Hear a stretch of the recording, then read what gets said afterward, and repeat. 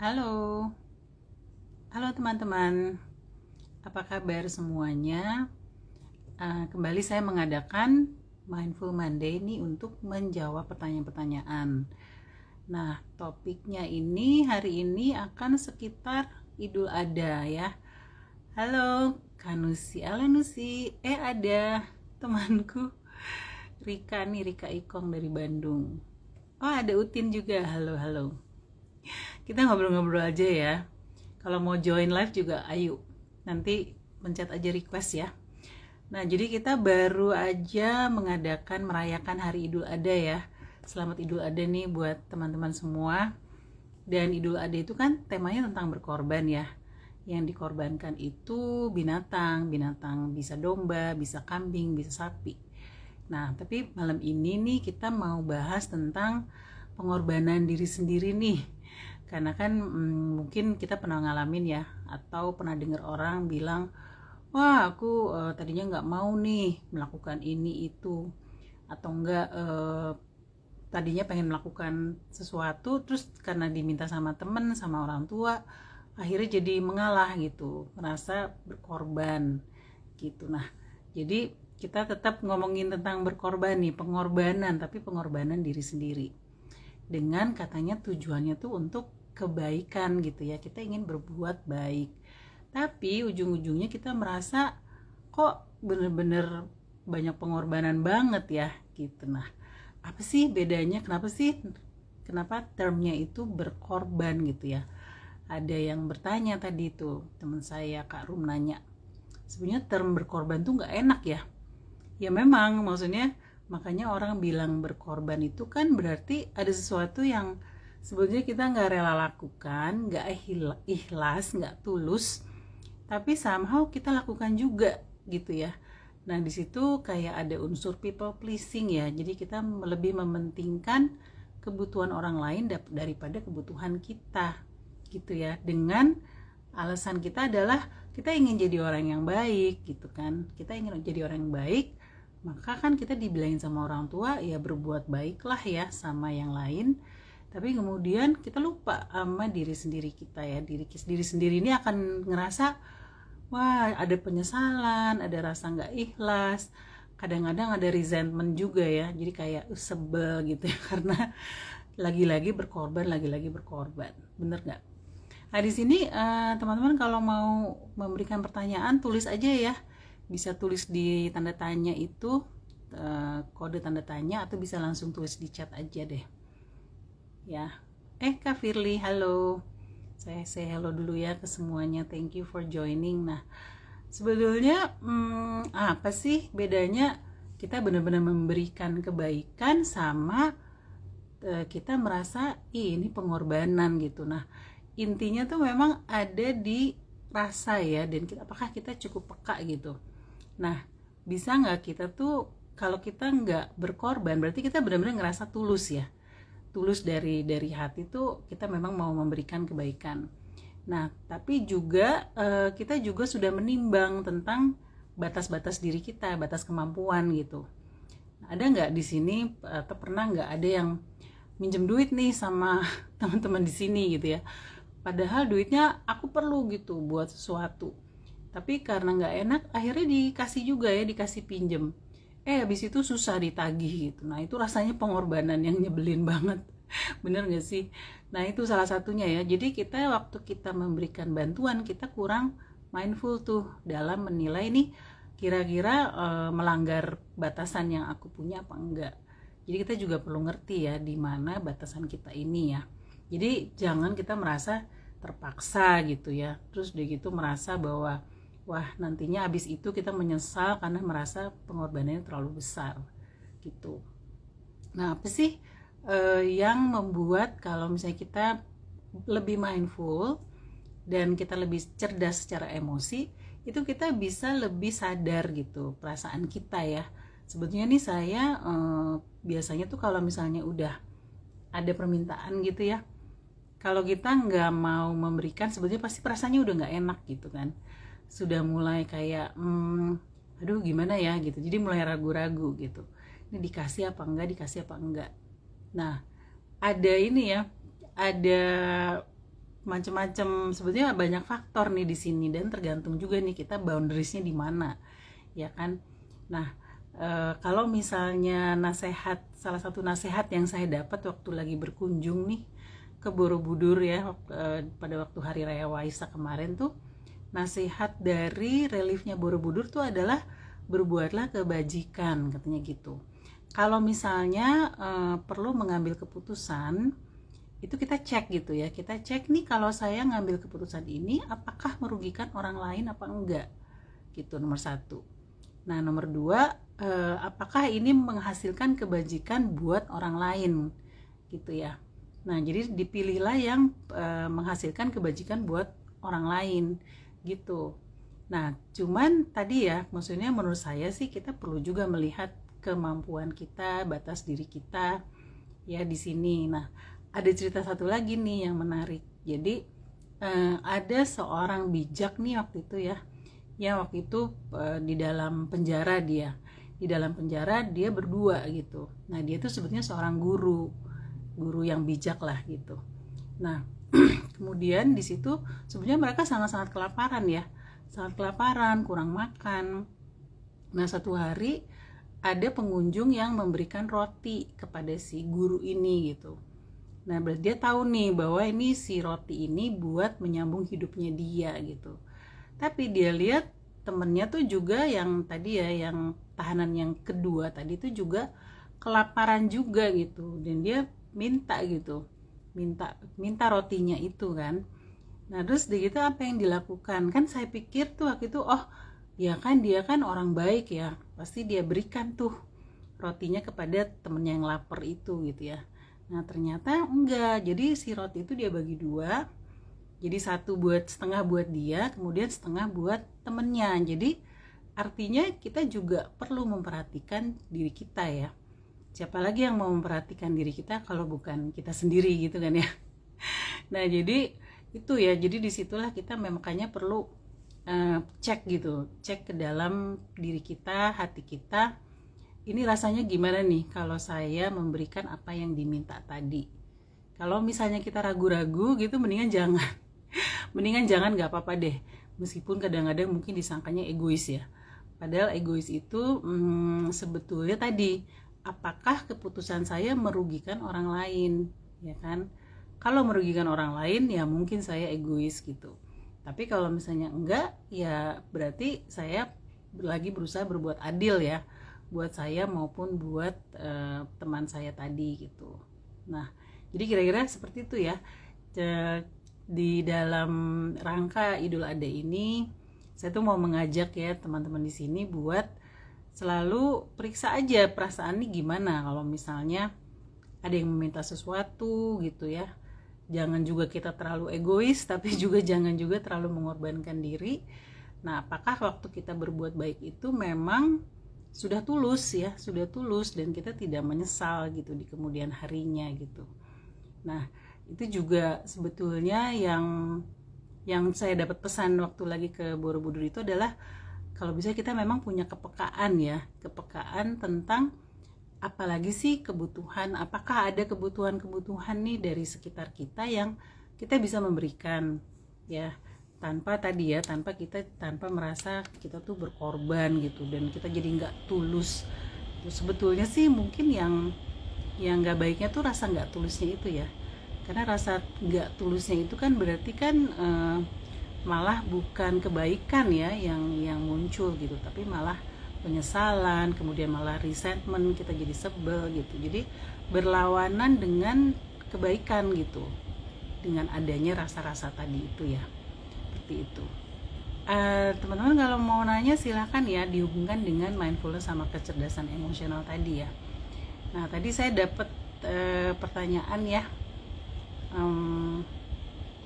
Pertanyaan itu misalnya gini, pernah nggak merasa bersalah gitu kalau menolak permintaan orang lain?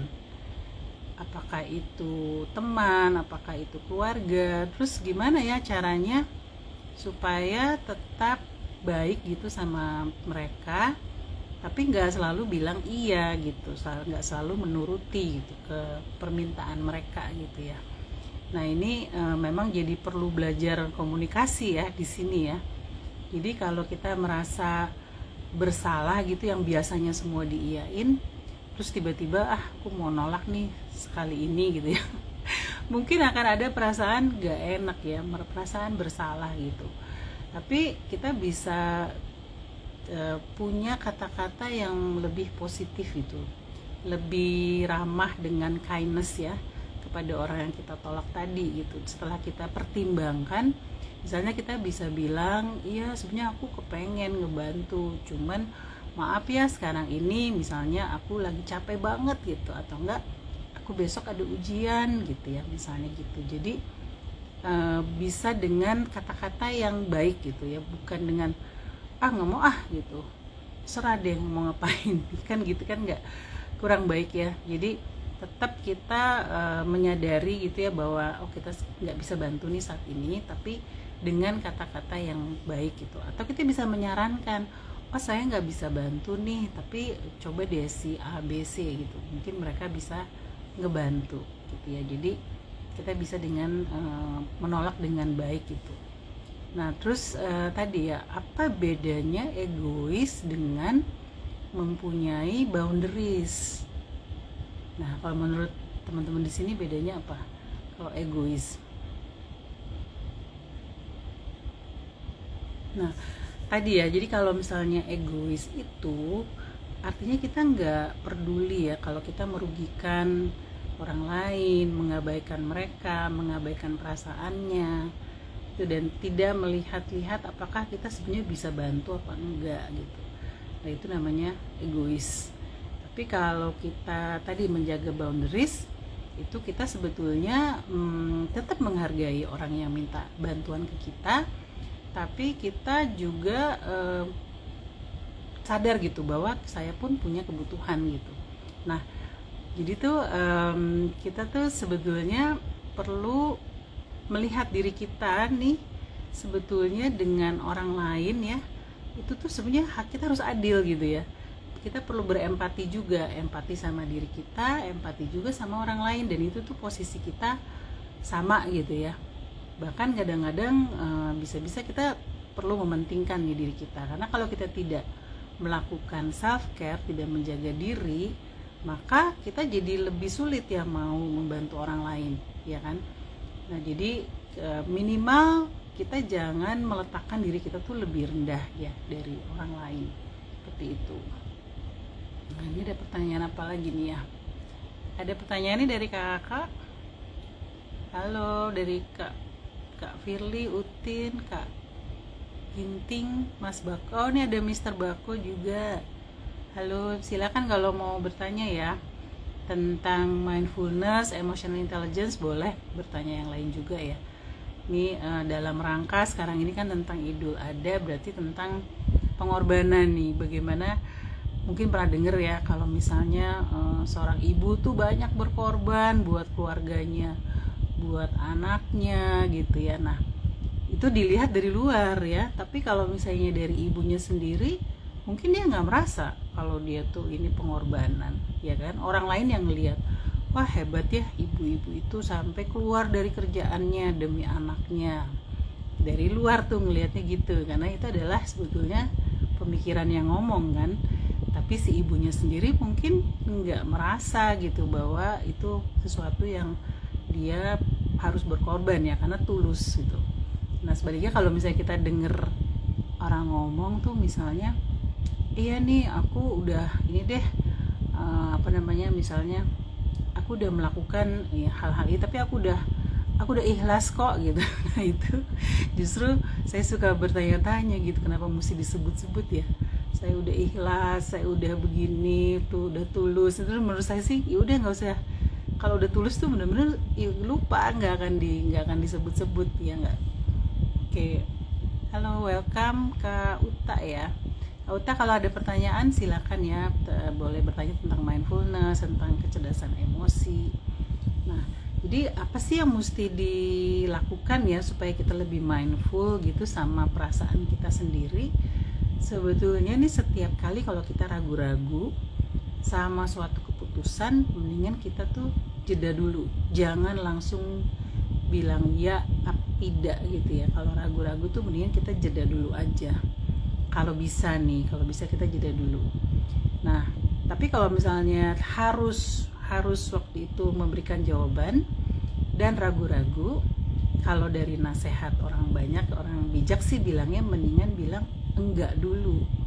Tadi ya, supaya enggak nyesel, enggak merasa berkorban gitu. Jadi jangan buru-buru iya gitu loh, bilang iya ya.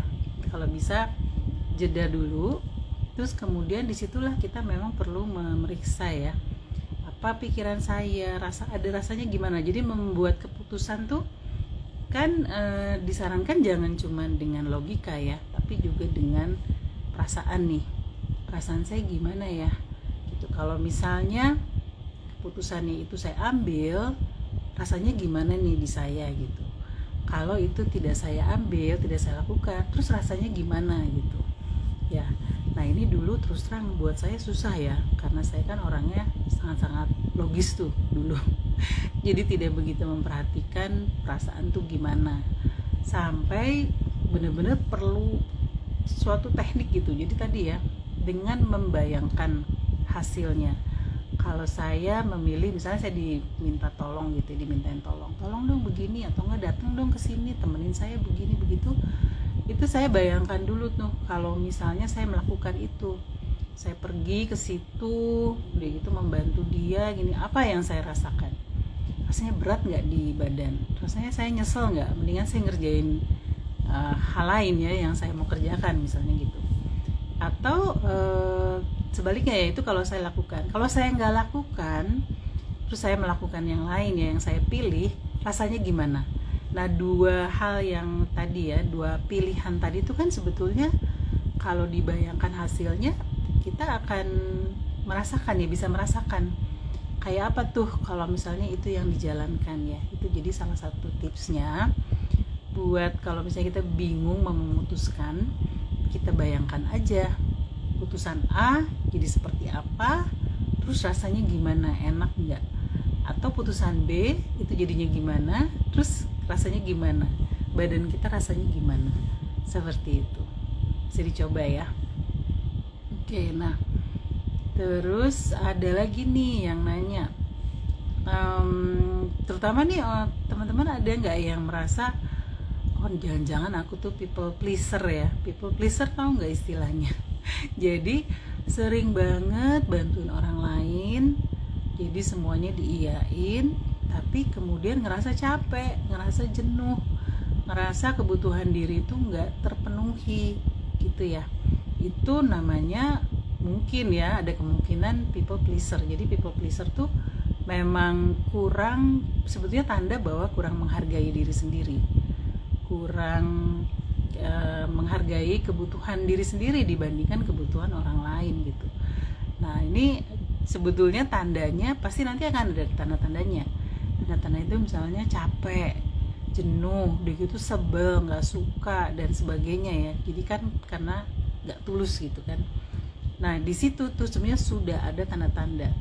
Kalau kita mindful, maka kita tahu nih, oh ini saya tuh sudah mulai berlebihan mau menyenangkan orang lain.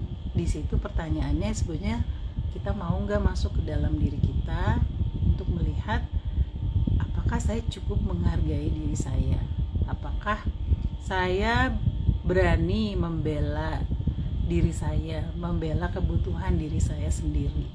Nah itu bukan sesuatu yang mudah ya kan, karena kita tuh merasakan kalau misalnya people pleaser itu, kalau kita tidak mengiyakan permintaan orang, nanti mereka nggak suka sama saya, dan itu sesuatu yang menakutkan gitu. Dan itu biasanya bisa ada hubungannya dengan bagaimana pengalaman waktu kecil ya, waktu kecil. Nah itu apakah ada pengalaman-pengalaman yang tidak menyenangkan gitu, yang membuat dia ngerasa bahwa wah saya tuh harus baik nih sama orang, saya harus selalu ngebantu, harus jadi orang yang baik gitu ya, dan harus selalu memberikan waktu dan sebagainya. Nah itu yang kemudian jadi makan gitu ya, memakan energi kita, memakan kebahagiaan kita sendiri, dan kita akan ngerasa tuh nanti burn out gitu. Dan sebetulnya semua kejadian itu mengajak kita untuk melihat ke diri sendiri. Bagaimana sih saya melihat diri sendiri ini ya? Apakah saya menghargai diri saya? Apakah saya punya tadi self esteem yang baik ya? Konsep diri, harga diri yang cukup baik gitu untuk diri saya. Karena kalau misalnya tadi ya kita jadi people pleaser, ujung-ujungnya capek, sakit, udah gitu juga sedih gitu ya, karena kebutuhan kita sendiri tidak terpenuhi gitu. Oke, gimana Kak, teman-teman di sini, apakah ada pertanyaan atau komentar? Pernah ada yang mengalami begitu, merasa seperti people pleasing? Nah, terus caranya menetapkan boundaries gimana? Nah, boundaries itu sebetulnya ada beberapa macam ya. Ada boundaries buat pikiran kita misalnya. Kalau boundaries buat pikiran, nah di sini mindfulness sangat berperan ya. Boundaries untuk pikiran tuh misalnya kayak gini. Kalau ini sesuatu yang di luar kontrol saya misalnya, jadi saya nggak mau mikirin itu, gitu. Kan ada ya, mungkin pernah memperhatikan orang yang mikirin banget orang lain gitu ya, kepo banget, kadang-kadang ya ngegosip lah, kepo lah, terus menjudge dan sebagainya, padahal juga toh di luar kontrol kita ya. Nah, itu boundaries dalam hal pikiran misalnya. Jadi pikiran kita tuh kalau bisa dijaga, jangan isinya tuh yang negatif-negatif, yang di luar kontrol. Udah gitu jangan pikiran-pikiran yang self-talk mungkin, yang bikin kita jadinya terlalu memperhatikan apa sih judgement orang terhadap diri kita misalnya. Itu juga kita bisa create boundaries tuh terhadap pikiran. Tapi kita di sini perlu mindful, perlu aware. Apa nih isi pikiran saya yang malah membuat saya jadi nggak berdaya, dan kemudian membuat saya jadi tadi ya, jadi korban gitu, merasa jadi korban, victim mindset gitu. Nah, itu pikiran ya. Nah, pikiran pasti men-trigger emosi kan. Nah, emosi juga kita perlu punya boundaries tuh. Misalnya salah satunya kalau saya jadi saya tuh menghindari memang orang-orang yang ininya negatif ya, emosinya negatif. Jadi misalnya yang sering komplain atau enggak yang sering pesimis, macam-macam itu tuh kita kerasa tuh nggak enak ya, karena kan sebenarnya ada energinya tuh yang nggak enak. Jadi saya menghindari gitu. Itu boundaries juga ya. Nah, kalau misalnya ada sahabat tapi yang sedih, nah itu nggak apa-apa kita temenin ya, tapi kita perlu taruh boundaries juga bahwa kesedihan ini bukan milik saya akan hadir untuk orang itu. Tapi tadi kita jaga boundariesnya supaya kita jangan terbawa sedih ya, tapi kita hadir buat menemani dia gitu. Nah, itu boundaries yang sifatnya emosi. Nah, apalagi ya, ada juga boundaries dari segi energi. Tadi ya, energi saya ini mau dipakai buat apa nih? Kan dipakainya bagusnya buat kebaikan gitu kan. Nah, tapi kebaikan tuh bukan cuma ke orang lain, tapi juga ke diri kita sendiri, bener nggak? Nah, jadi kita perlu adil nih, perlu berempati sama diri kita dan perlu juga berempati sama orang lain. Nah, energi kita kan terbatas ya, jadi disinilah kita perlu punya boundaries tadi ya, dimana kita perlu merawat diri juga, self care, justru supaya kita bisa memberikan kepada orang lain, kepada keluarga, kepada teman yang membutuhkan ya, dan kepada mungkin lingkungan kita yang membutuhkan perhatian kita juga. Nah, seperti itu. Oke, kayaknya udah cukup banyak ya kita membahasnya ya, tentang bagaimana kita bisa menetapkan boundaries, dan bagaimana kita kalau misalnya ingin membantu orang lain. Nah, di sini kita bisa peka, dan kemudian juga bisa merasakan juga ya di dalam kita nih kalau ada rasa-rasa yang nggak tulus, atau kita memang tidak punya energinya atau tidak punya sumber dayanya untuk menolong orang tersebut. Jadi it's okay to say no ya di sini, dan saying no pun bisa dengan baik gitu, dengan baik kepada mereka. Oke, kalau gitu. Kak Rum baru join. Halo Kak Rum. Tadi saya udah menjawab pertanyaannya Kak Rum ya, tentang terminologi berkorban tadi ya. Memang saya sudah jawab di depan, nanti lihat rekamannya aja. Kemudian juga ada pertanyaan tadi tentang bagaimana berkorban dengan mindful gitu ya. Jadi kalau kita sadar bahwa oh ini saya memang mengalah gitu ya, saya memang mengalah. Nah, mengalah dengan mindful tuh bener-bener kita tahu bahwa kita bisa tulus gitu. Kita bisa tulus, kita nggak ngedumel belakangan gitu. Memang saya sebenarnya ada keperluan A nih, tapi demi orang itu yang kayaknya lebih butuh, maka saya akan mengorbankan waktu saya, kebutuhan saya buat si B misalnya gitu. Nah, di saat kita membuat keputusan itu, disitulah kita perlu benar-benar let go tadi keinginan yang tadinya saya mau melakukan A gitu kan. Kalau misalnya sudah membantu orang itu masih juga terpikir ya saya harusnya nggak begini nih, nah itu berarti waktu ngambil keputusan nggak mindful, nggak sadar ya. Makanya tadi bagusnya kita jeda dulu deh, bener-bener memilih, bener-bener siap dengan konsekuensinya, dan mempercayai bahwa apapun yang saya lakukan di saat ini adalah sudah yang terbaik, dan kita menerima apapun yang saya pilih dan sedang saya kerjakan nih, berarti itulah yang terbaik. Karena kalau kita misalnya bilang di pikiran kita tuh ada ya harusnya saya begini begitu sih, kita nyiksa diri aja ya kan, itu nggak mindful lagi namanya gitu. Tapi setiap momen, setiap present moment itu sebetulnya sudah merupakan yang terbaik. Itu adalah suatu keyakinan sih yang saya miliki ya. Karena kalau misalnya nggak terbaik, nggak mungkin terjadi juga nih di saat ini ya. Apapun yang terjadi, meskipun itu misalnya nggak enak ya, itu pahit gitu. Nah, itu nggak enak itu kan karena preferensi kita aja kan yang nggak suka. Tapi pasti di situ sebenarnya ada makna-maknanya, ada hikmahnya, kayak gitu. Nah, masih ada pertanyaan Kak Rum dan teman-teman?